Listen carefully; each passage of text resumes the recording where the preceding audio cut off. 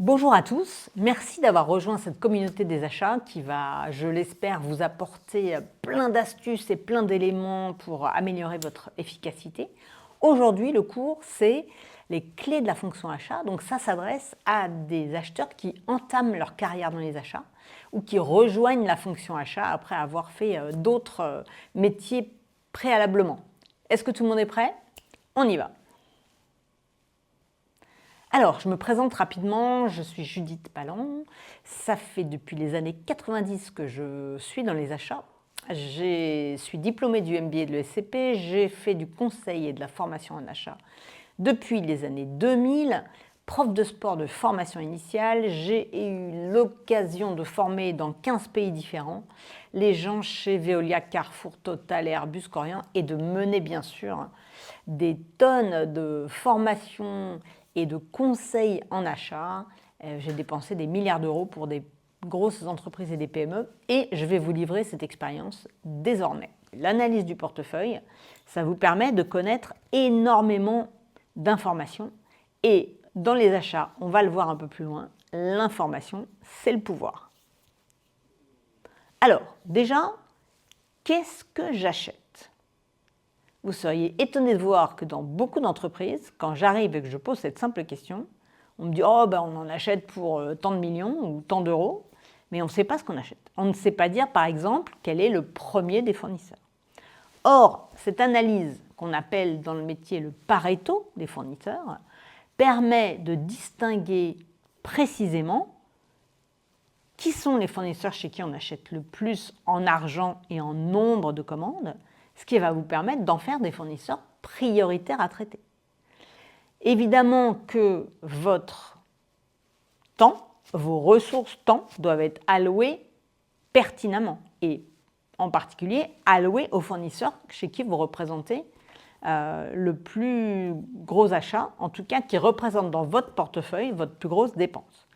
Ça va vous permettre de dégager les axes prioritaires et de recentrer les priorités sur les fournisseurs qui comptent le plus dans votre Pareto. J'ajoute que pour cette étape, vous avez des outils d'intelligence artificielle qui sont formidables et qui vous font des tris merveilleux et des graphiques merveilleux. Alors, on va analyser quelle est sa puissance d'achat, c'est-à-dire quel est mon potentiel d'achat vis-à-vis de l'ensemble des clients qui achètent la même chose. Ça va vous permettre d'évaluer l'intérêt pour le fournisseur de vous vendre à vous plutôt que de vendre à votre concurrent. Donc, puissance d'achat, je rappelle, montant des achats de cette catégorie versus l'offre totale du marché. Et comment vous vous situez. Point 2, très important, le taux de dépendance économique.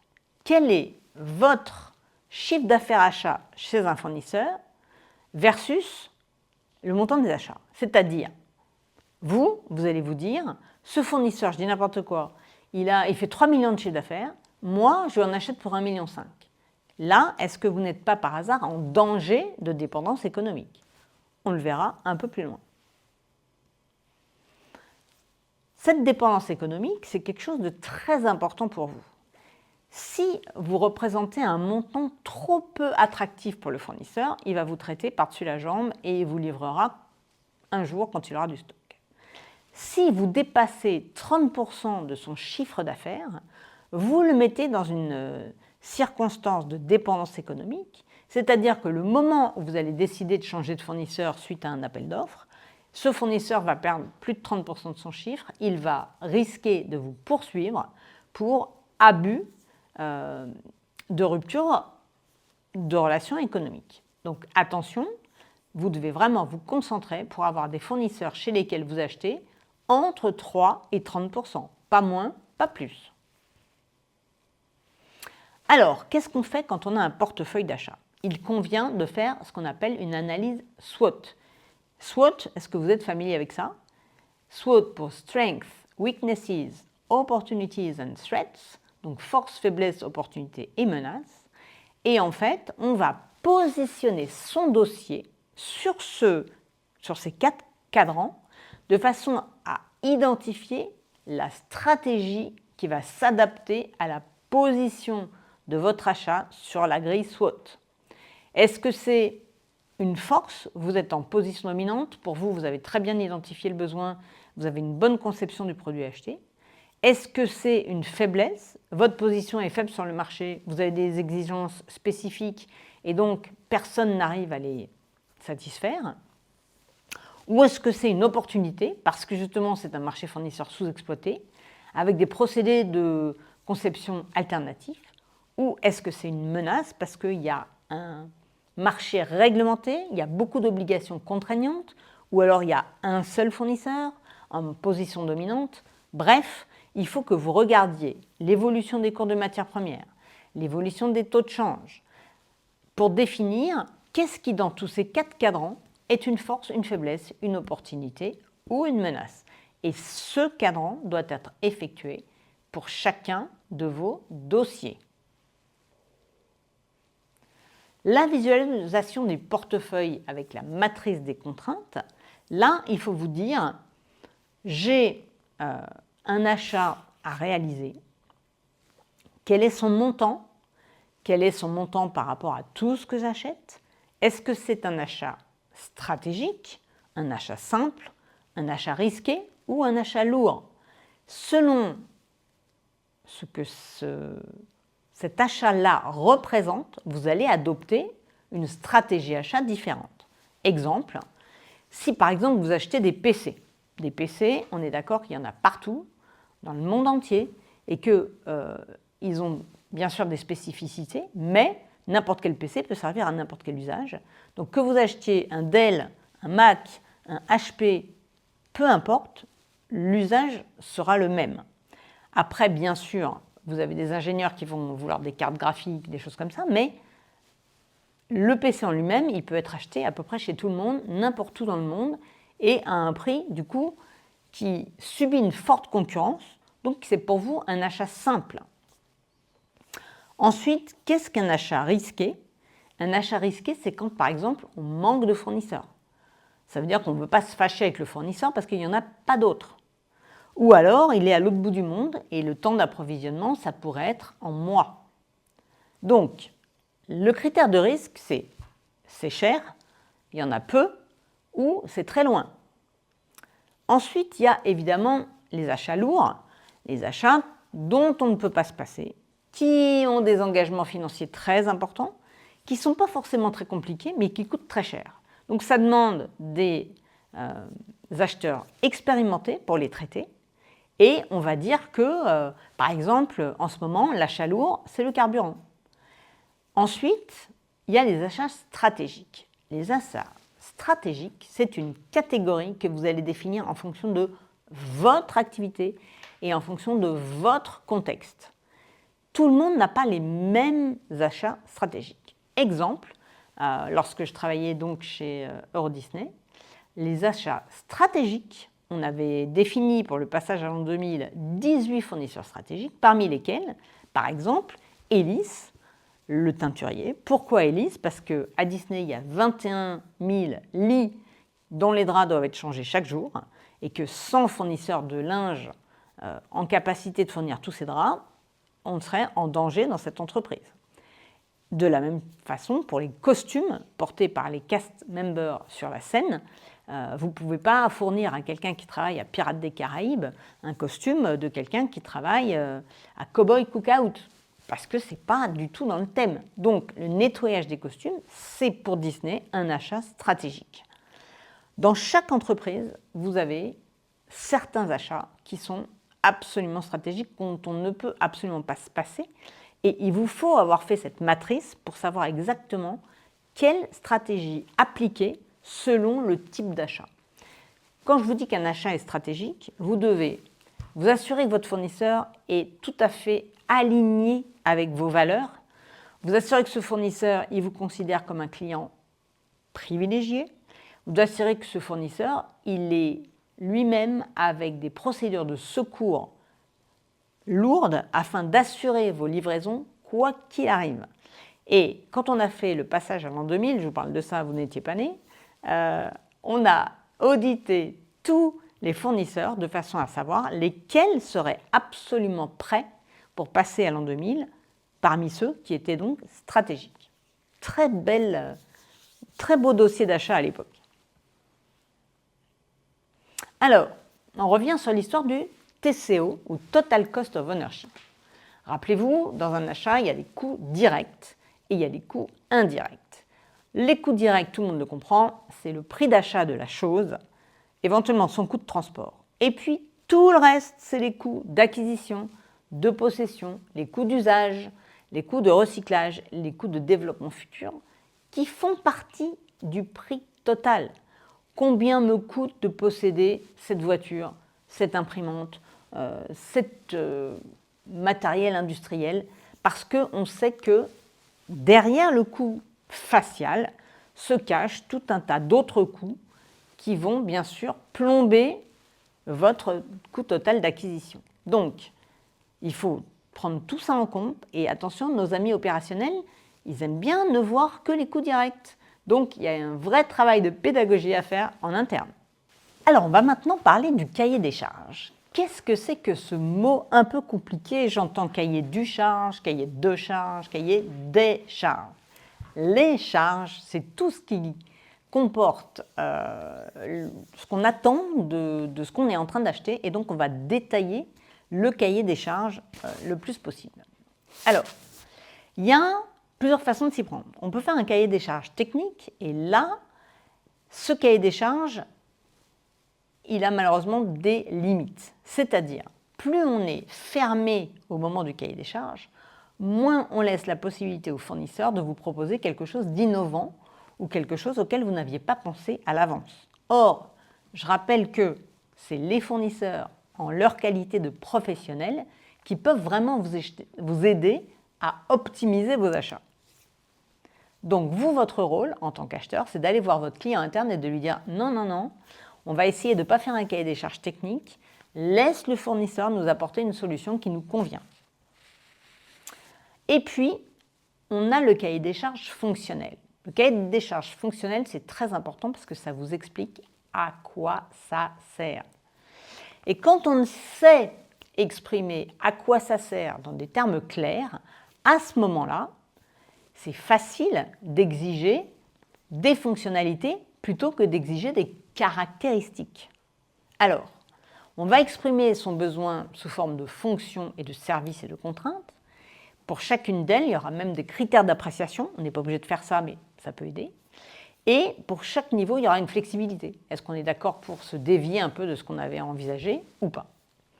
Exemple d'un cahier des charges, vous avez technique, vous allez dire, voilà, je veux un néon de 18 watts de 30 cm de marque Philips. Exemple d'un cahier de charges fonctionnel, je veux un éclairage pour le bureau recréant la lumière du jour d'un minimum de 30 lumens. Donc là, on peut avoir des LED, des néons, de la lumière avec une ampoule, on peut avoir toutes sortes de lumières dès lors que ça vous donne la lumière du jour pour un minimum de 30 lumens. Donc vous comprenez bien que là, le choix est beaucoup plus important.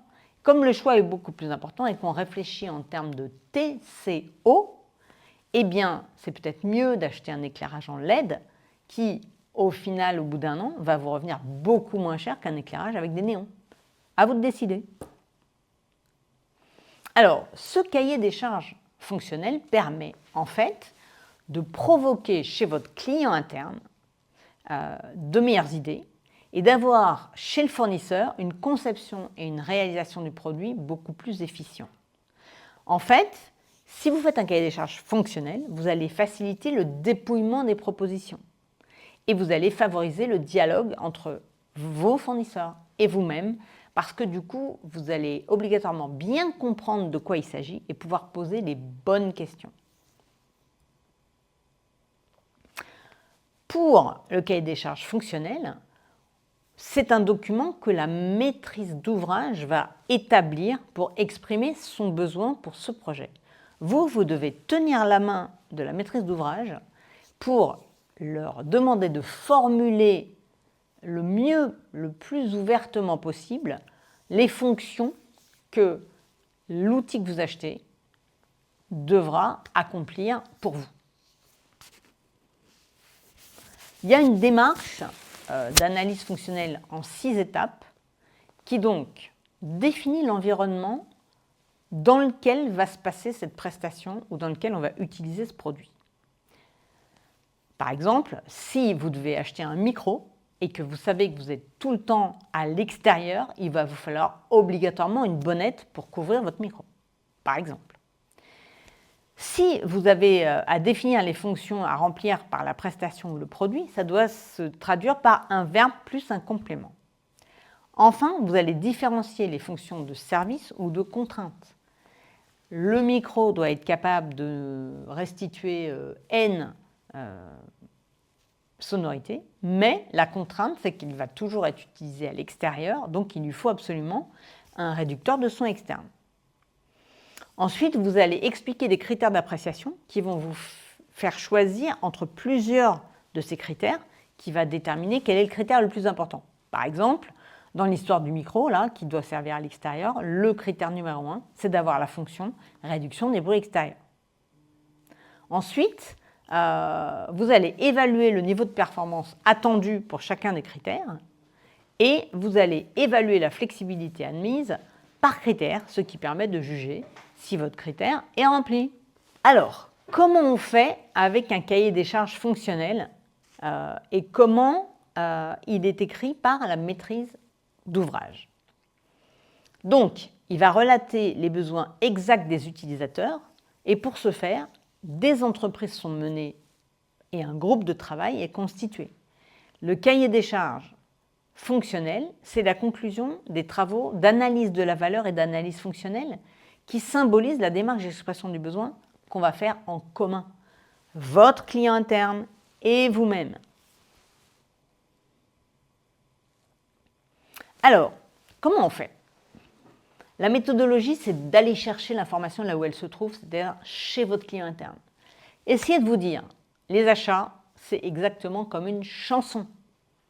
L'acheteur connaît la musique, la méthode. Le client interne connaît le contenu, les paroles. Et c'est bien l'ensemble qui peut réaliser une chanson. Donc, vous allez aller creuser, chercher, fouiller l'information qui doit être quelque part chez votre client interne. Et ça, c'est un processus constant. Tout au long du projet, vous allez poser des questions, poser des questions, poser des questions, poser des questions. Et une fois que vous aurez bien compris, vous allez formaliser précisément les caractéristiques et surtout les fonctionnalités de votre besoin. Encore une fois, l'idée, c'est de faire un groupe de travail multifonction, avec un acheteur, un client interne, peut-être quelqu'un de la logistique, peut-être quelqu'un de la compta, tous les gens qui auront affaire avec ce besoin. Et on va traduire le besoin en fonction. À quoi ça sert? Si on ne sait pas à quoi ça sert, on ne saura jamais comment ça marche et on ne saura jamais combien ça coûte. 3 questions essentielles aux achats. À quoi ça sert? Comment ça marche? Combien ça coûte? Donc, le passage du besoin en fonction s'établit au travers de l'analyse fonctionnelle. Donc, on va écrire, formaliser, recenser, caractériser, ordonner, hiérarchiser et valoriser toutes les fonctions que doit remplir l'article en question. À quoi ça sert? À qui rend-il service, ce produit? Et de quoi s'agit-il? C'est de la matière, c'est de la maîtrise d'œuvre, c'est des humains. À quoi ça sert? Encore une fois, dans le cahier des charges fonctionnel, les critères indiquent dans quelles conditions la fonction en question est considérée comme réalisée. Si on prend une tondeuse à gazon, une des contraintes, ce serait ne pas mettre l'utilisateur en danger. Cette fonction est importante. Dans quel cas peut-on considérer que l'utilisateur est en sécurité? La lame de la tondeuse doit être inaccessible et on ne peut pas rentrer dedans par hasard avec son pied. Donc, si l'utilisateur ne peut pas toucher la lame, normalement, il ne risque pas de se blesser. Une fonction est accompagnée de plusieurs critères. La lame doit être protégée par un carter et elle doit éventuellement s'arrêter si elle cogne un gros objet. Une démarche d'analyse fonctionnelle, par exemple, c'est quoi? Une donnée subjective, être esthétique, ça ne nous intéresse pas. Une donnée objective, assurer la livraison de 4 chariots dans les délais, ça, c'est quelque chose qui nous intéresse. Une donnée quantifiable, être silencieux doit être mesurable. Il n'y a que ce que l'on mesure que l'on peut faire progresser. Et une donnée quantifiable en termes de son, c'est de mesurer les décibels. Donc chaque critère correspond à une demande d'information auprès des fournisseurs que déjà les clients internes auront réuni, toutes les questions à l'avance. Et si une fonction a plusieurs critères, alors c'est pondéré en pourcentage dans une grille. Un même critère peut apparaître dans plusieurs fonctions. Un critère quantitatif mal évalué peut donner des surcoûts importants. Donc c'est vraiment du temps qu'on a à passer avec le client interne pour bien comprendre. Donc cette démarche d'analyse fonctionnelle, c'est quoi? Si le critère de la fonction est défini de façon numérique, le niveau est la valeur qui est associée à ce critère. Sur la tondeuse, une contrainte pourrait être correspondre à l'énergie disponible. Le critère est la nature de l'énergie, en général électrique. Par conséquent, le niveau de quantité d'électricité avec laquelle fonctionnera la tondeuse, si elle est commercialisée en France, doit être de 230 volts. Donc ça fait partie des critères de sélection. Enfin, parfois, on peut accorder une tolérance au niveau de réalisation d'une fonction. Si la tondeuse elle est en 224 volts au lieu de 230, ça n'a rien de dramatique, ça va marcher très bien aussi. En revanche, elle ne peut pas être en 110. Donc, le niveau n'est pas forcément strictement égal à ce qu'il y a dans le cahier des charges, mais elle ne peut pas différer de façon importante. Le tout est de trouver une flexibilité cohérente en fonction du résultat attendu. Et attention, quoi qu'il arrive, les normes du pays dans lequel vous vous trouvez doivent être forcément respectées. Alors, cahier des charges fonctionnel, avantages et inconvénients. D'abord, les gains sont toujours plus importants quand on écrit ce dont on a besoin en termes de à quoi ça sert. Ensuite, dans la phase de négociation, si les résultats fonctionnels sont atteints, ce sera beaucoup plus facile de négocier point à point, ligne à ligne, que si vous n'avez toujours pas compris à quoi va servir votre article.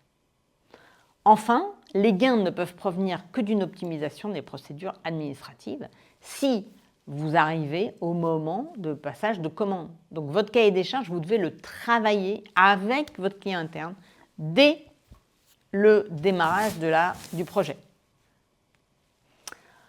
Encore une fois, la démarche d'analyse fonctionnelle, souvent, elle vient une fois que les clients sont insatisfaits parce qu'on a oublié certaines fonctions ou parce qu'on les a mal formulées. Donc c'est important, encore une fois, de travailler tous ensemble.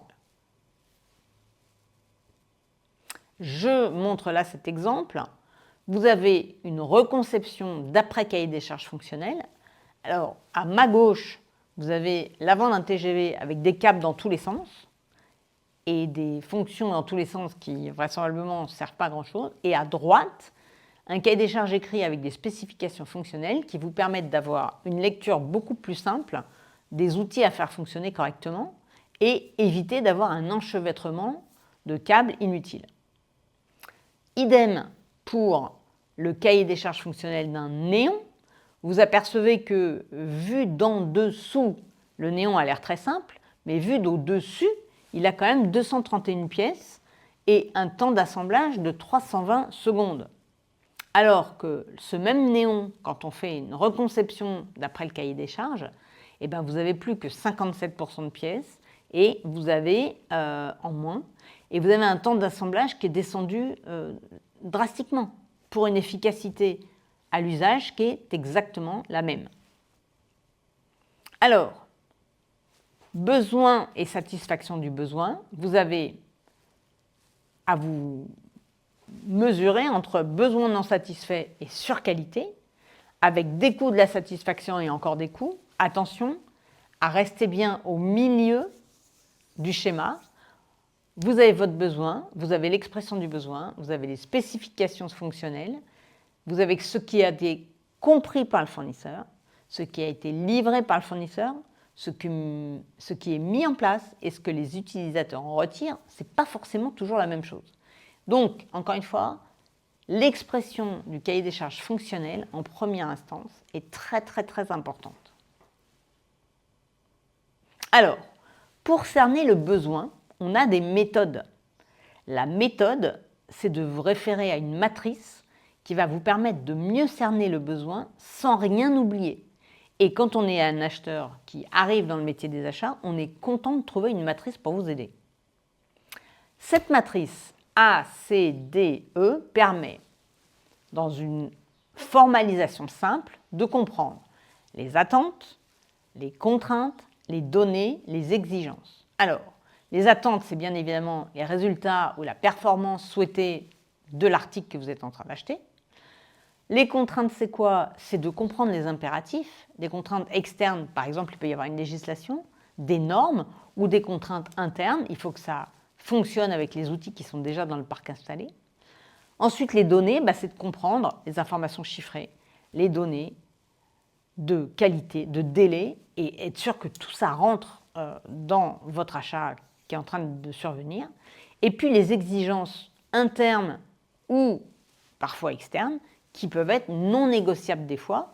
Par exemple, ça doit correspondre avec le matériel qu'on avait acheté avant, et ça, c'est impératif, parce qu'on ne va pas changer tout le parc installé de ce qu'on a aujourd'hui dans l'entreprise. Donc, on va, dans cette analyse de besoins, classer, segmenter les familles, les sous-familles, les produits, identification des caractéristiques permanentes et pertinentes à analyser, recueillir les informations, identifier les enjeux et les risques, faire une synthèse et un diagnostic et mettre en place un plan d'action pour vous permettre d'acheter les articles les mieux adaptés à votre besoin. Encore une autre méthode, dans la loi de Pareto, rappelez-vous, on en a parlé pour parler du portefeuille achat. Donc là, vous devez avoir en tête là où vous devez dépenser votre énergie. Si vous ne savez pas où dépenser votre énergie, vous allez vous concentrer sur des petits achats sans valeur et les gros achats à grosse valeur ajoutée, vous allez les rater. Donc, ce qui est important, c'est de lister et d'avoir un classement par montant d'achat décroissant et de calculer le montant cumulé de la part qu'il représente en pourcentage par rapport au montant d'achat total. Donc, vous allez identifier 3 groupes de produits, les plus stratégiques, les plus courants, et enfin définir un plan d'action par groupe d'articles et des priorités qui vont avec. Donc je rappelle que pour toutes ces analyses-là, vous avez des outils d'IA qui sont formidables et qui vous permettent de sortir des Pareto beaucoup plus rapidement qu'à la main. Donc l'objectif, grâce à toutes ces méthodes ABC ou ACDE, c'est d'identifier rapidement vos axes prioritaires d'action, se recentrer régulièrement sur les priorités, consacrer ses efforts aux actions importantes. Le Pareto des produits, rappelez-vous, 80% du montant des achats en euros, c'est 20% du nombre des produits. Ça, c'est en euros. Et en nombre de produits, souvent, on va être à l'envers. Donc, ce qui est important, c'est bien comprendre. Par exemple, ma dépense numéro 1, c'est l'énergie, donc l'électricité. Quand on est dans une usine, c'est souvent le cas. Et puis, en revanche, le nombre de commandes, c'est souvent les fournitures de bureau, parce que tout le monde achète un crayon, une souris, et donc ça fait un nombre de commandes très important. Donc, il ne faut pas mélanger le fournisseur chez lequel vous avez le nombre de commandes le plus important et le fournisseur chez qui vous dépensez le plus. Et là, il ne faut pas vous tromper de priorité. La négociation, elle porte sur ce qu'on achète en plus grande quantité, en plus grand prix, en plus grand montant. Le nombre des commandes, lui, doit vous permettre de mettre en place des systèmes d'achat automatisés, avec des catalogues en ligne, avec des achats par Internet, qui vont vous permettre d'aller plus vite sur les articles sans valeur ajoutée.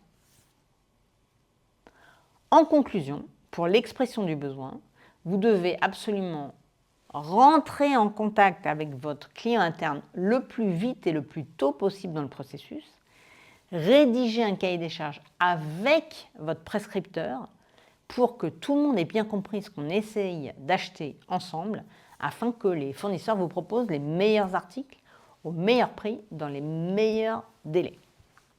Alors on arrive au temps de la conclusion. Je vous souhaite une très bonne fin de journée. Pour continuer la discussion, voici mon mail et à bientôt pour un nouveau module de formation.